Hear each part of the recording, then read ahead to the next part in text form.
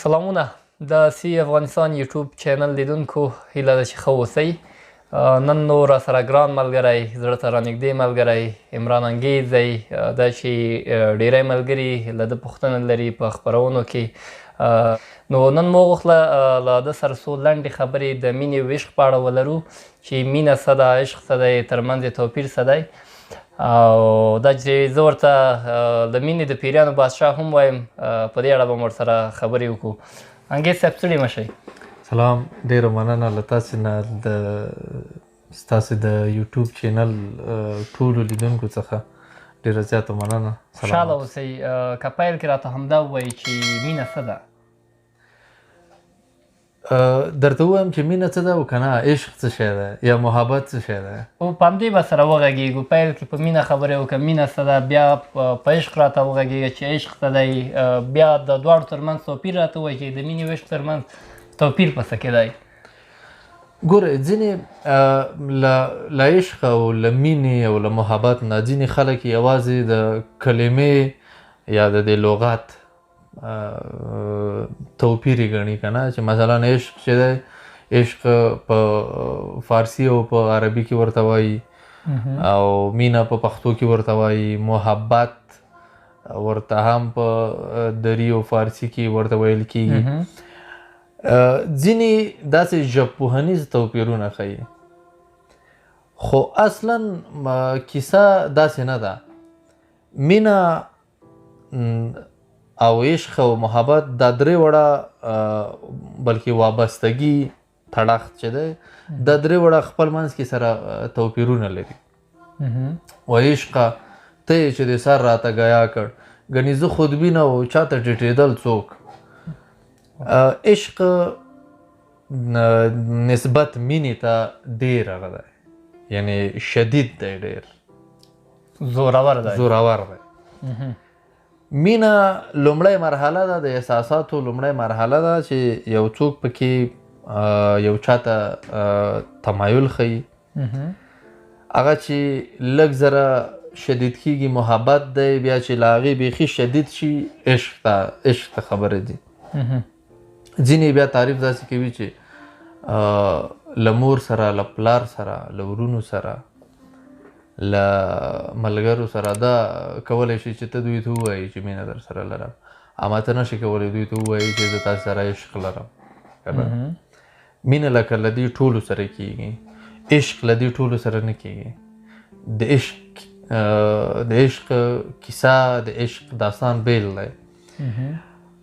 عشق هغه ناروغي ده چې د باصرې حس له لارې په نارینهو کې د باصرې او د سامعې حس له لارې انتقالیږي نارینهو ته. خو بیا په نجونو کې بیا داسې دی چې په نجونو کې بیا د سامعې حس له لارې انتقالیږي. دلته یو پوښتنه لرم سره له دې چې په توپیر خبرې کوو، موږ وایو چې موږ ولې مینېږو، لامل څه دی؟ ځینې وایي اړتیا ده که نه، ځینې وایي تمایل دی، غریزه ده، او ځینې حتی دا وایي چې اټ هپنز نیچرلی، دا طبیعي پیښیږي او طبیعي پیښه ده کېږي. زه په دې درې وړو کې زه له یوه سره موافق یم، هغه دا ده چې مینه غریزه ده او داسې یو غریزه ده چې په ارادي ډول باندې نه کېږي، غیر ارادي. یعنی که ته وغواړې، یعنی په غوښتلو نه کېږي چې ته وغواړې او میان شې، نه. مینه یو غیر اختیاري عمل دی، یو احساس دی را پیدا کېږي. هماغه د انګلیسي مقوله ده اټ هپنز نیچرلی، طبیعي پیښیږي. داسې نه ده چې ته به یې پیښوې بلکې پیښیږي ده، او غیر اختیاري یا غیر ارادي. ځینې خلک وایي که نه چې زه ولې نه میانېږم، زه باید میان شم. مینه باید نه لري، یعنی فرمایشتین ده. مینه کول فرمایشتین دي. ته به خبر نه وي که نه، خو داسې یو احساس در سره ملګری کېږي د یو چا په واسطه. لکه مخکې مې چې ویلي چې عشق د باصرې او د سامعې حس له لارې انتقالیږي که نه. باصره لیدل دي، سامعه اورېدل دي که نه. دغه حسونه د باصرې او د سامعې دا سره یو ځای کېږي یو احساس راپورته کوي. لکه موږ کمپیوټر کې لولو چې هارډویر او سافټویر همداسې یعنې هارډویر یعنې لیدلی شو لمس کوی هم شو هارډویر، سافټویر چې دی لیدی شو لمس کوی نه شو. زما منظور دا نه دی، زما منظور دا دی که نه چې عشق چې کله انتقالیږي د باصرې حس له لارې انتقالیږي. باصرې حس له لارې داسې انتقالیږي چې یعنې ته یو څوک وینې که نه، ته یو څوک وینې هغه په تا اغېز کوي او په تا کې یو ډول تحرک او انقلاب را پیدا کېږي، ستا دروني نړۍ بدلیږي. البته دا په نارینه بیا ډېر په د باصرې حس له لارې مینېږي، یعنې په لیدلو باندې یو ښایسته جنۍ ویني، یو ښایسته هلک ویني، مین شي. جنکیانې یا نجونې ښځینه طبقه اوناس چې دي دا چون ډېرې عاطفي دي، دوی بیا په دوی کې ډېر سلنه بیا داسې دي چې د سامع حس له لارې مینېږي. سامع حس یعنې د اورېدلو، د یو چا په غږ مینېږي. هغوی بیا مثلا له دې باصرې حس او له دې نه بیا لږې ماورا دي. یعنې دا خبره څېړل شوې، معلومه تجربه شوې ده. تجربه شوې ده. نر چې دی هغه په سترګو ویني مینېږي، او ښځینه چې دی هغوی کله چې یو غږ اوري دغه غږ نه متاثره کېږي مینېږي. دا خبره سمه ده. د دې دلیل دا دی چې ښځې عاطفي ډېرې دي که نه. نارینه ممکن د یو چا په غږ باندې مین شي، خو هغومره نه څومره چې ښځې د سامع حس له لارې د عشق مرحلې ته ورداخلیږي، چون دوی هغه ډېرې دي که نه، عاطفي ډېرې دي. یو عربي شاعر و بشار بن برد هغه وایي چې ای ولسه غوږ مې په ځینو عاشق شوی دی او غوږ کله کله له سترګو مخکې عاشق کېږي. دلته نارینه او ښځینه چې دي په دې ځای کې د ښځینهو زیاتره غوږونه عاشق کېږي او د نارینهو چې دي سترګې عاشق کېږي ډېر زر. او په دې کې بیا د وخت توپیرونه هم دي که نه. یو هلک په عمومي ډول په 7 ثانیو کې مینېږي، جلۍ چې دا 15 ثانیې اخلي ټولې. لامل څه دی؟ لامل دا د منطقي ده که نه. جلۍ چې دا منطقي ده، هغوی منطقي او عقلي فکر کوي که نه.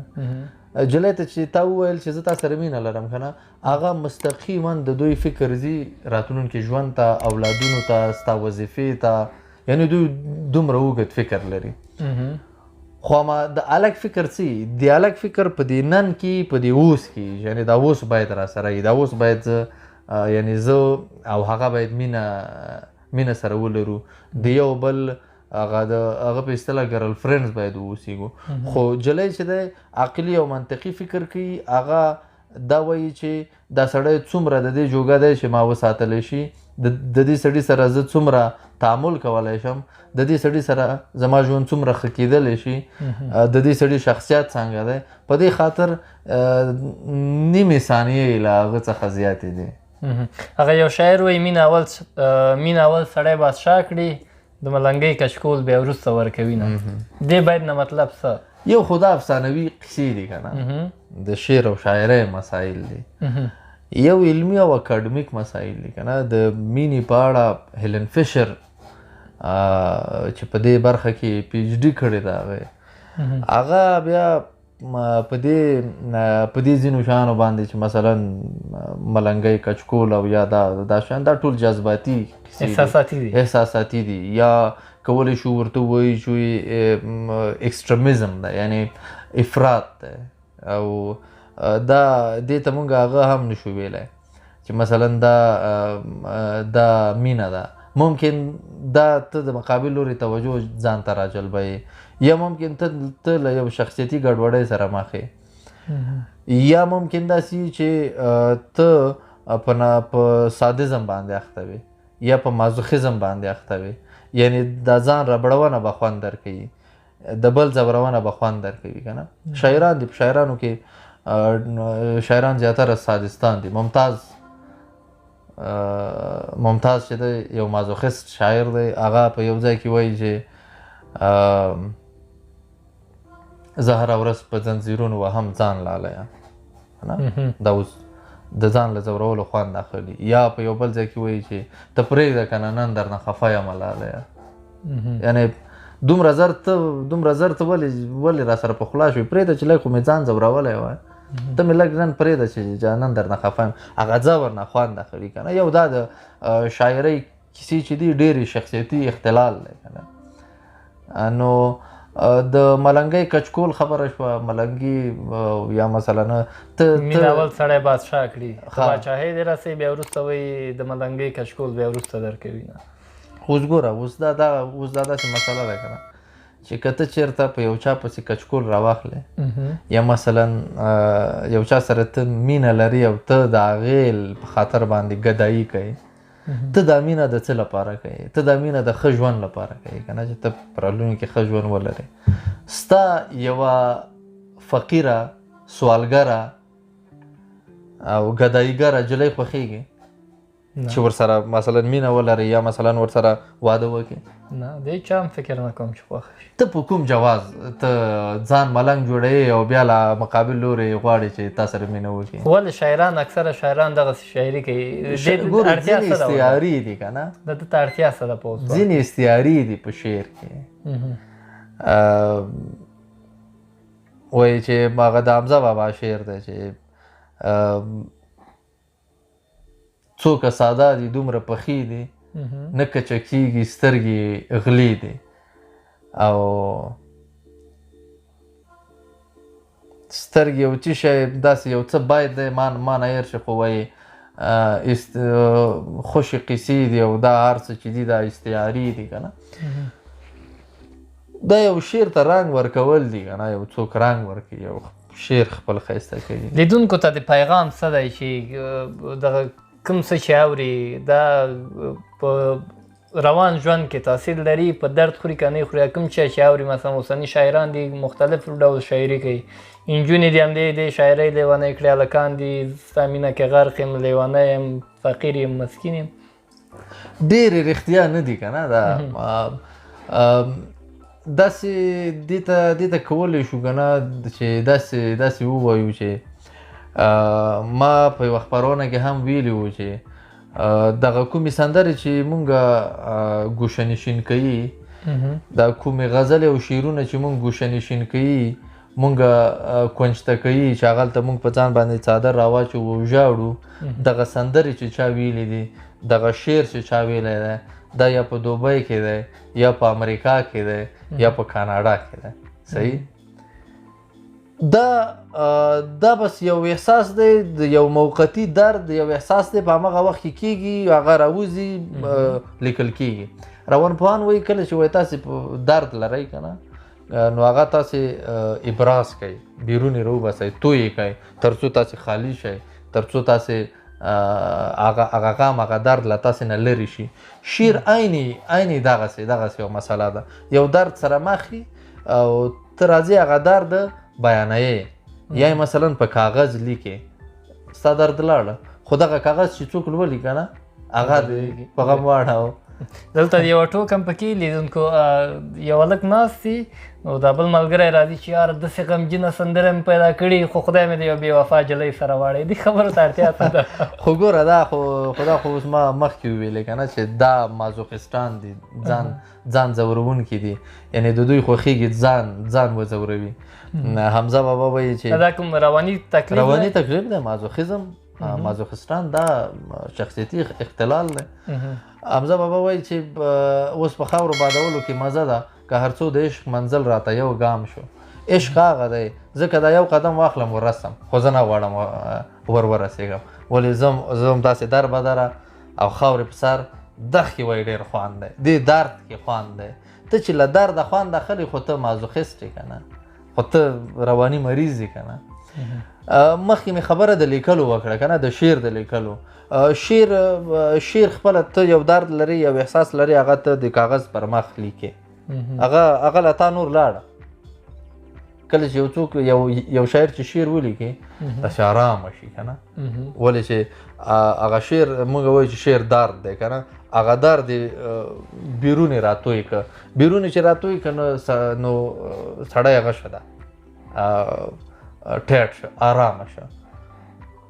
خو روانپوهان دا وایي چې تاسې که کومه ستونزه غم یا درد لرئ په کاغذ یې ولیکئ تر څو ستاسې ذهن خالي شي او هغه کاغذ چې دی یا یې وسوځوئ یا یې اوبو ته واچوئ مې ساتئ سیند ته یې واچوئ مې خپله ساتئ مې بل چاته ورکوئ له منځه یې ویسئ له منځه یې ویسئ ستاسې ذهن په دې سره له هغو منفي افکارو څخه له هغو شخصیتي اختلالاتو څخه خالي کیږي او هغه خالي ځای مو بیا په مثبتو ځایونو په مثبتو خبرو او په مثبتو افکارو باندې ډک کړی ډېره مننه جناب انګېز صاحب کور د ودان د اوسني عاشقانو ته د پیغام وروستیو کې څه دی دا چې راتلونکو نورو ویډیوګانو کې په مختلفو برخو باندې تاسو سره مرکې ولرو خبرې ولرو نو هغې ته د لیدونکي په تمه شي فقط د اوسني عاشقانو ته د پیغام څه ده د اوس وخت د مینې په اړه دوی ته به زه دومره ووایم چې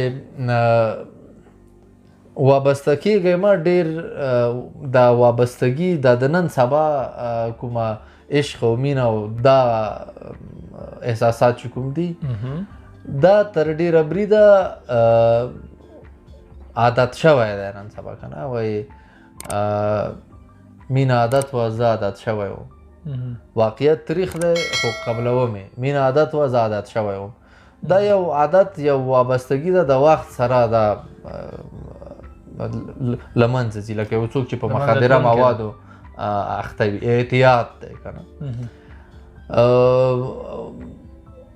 که نن ني هغه مینه چې ډېر دوام وکړي درې کاله به دوام وکړي له 3 کالو اخوا ته بیا هېڅ هم نه وي هغه چیرې سره هغه وکړئ یو شي واده وکړئ راتلونکی ولري بیا هم 3 کلونه د مینې واده موضوع بلې ویډیو ته پرېږدو ښه خبره ده ډېره مننه لیدونکو چې تر پای را سره پاس شوئ لانګي صاحب نه مننه چې دا قیمتي وخت یې موږ ته راکړ دی په ګوتو نه راځي مسخت په اسانه باندې بلې ویډیو ته په تمه شئ چې په مینه واده کول خوند لري سړی راتلونکي ژوند کې خوشحاله وي که ډېره مننه تر بیا ښه وختونه سلام